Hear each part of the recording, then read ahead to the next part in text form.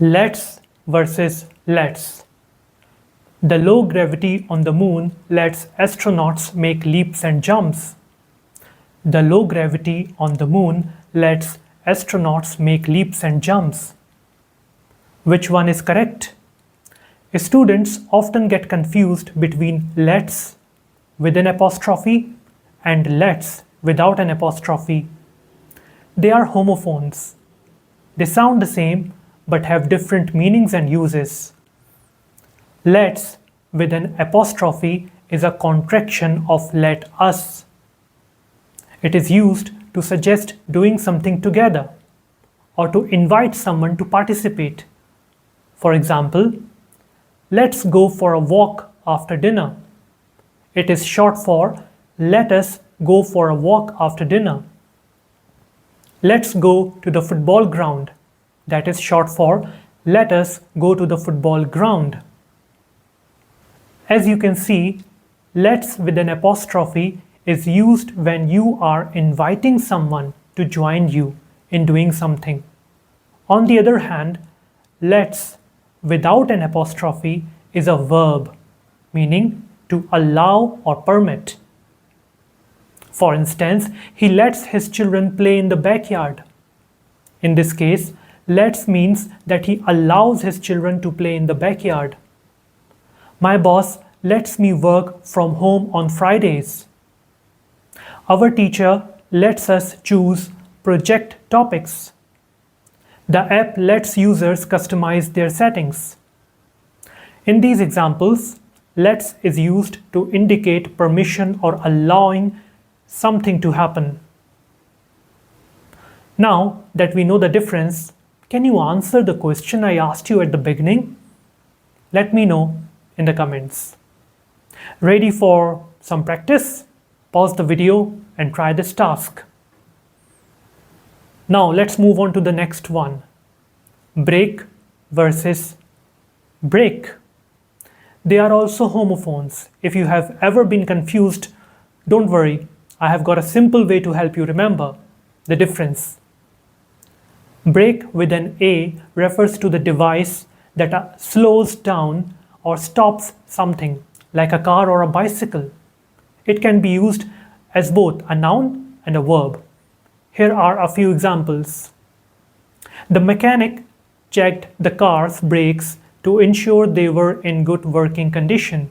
In this sentence, brakes is used as a noun. You should always brake slowly on wet roads. Here, brake is a verb, meaning to slow down or stop. You can remember brake by linking it with car. Both have A in it. On the other hand, break with an E has a few different meanings, but it generally means to shatter, damage, or split something into pieces. It can also refer to taking a pause or rest. Let's look at some examples. She accidentally drops the vase and it breaks into pieces. Here, break means to shatter. Number 2, I need to take a short break after working all morning. Here, break refers to rest. Number 3, if you keep bending that pencil, it is going to break. Here, break means to split. You can remember break by linking it with rest, shatter, and damage. All have E in it.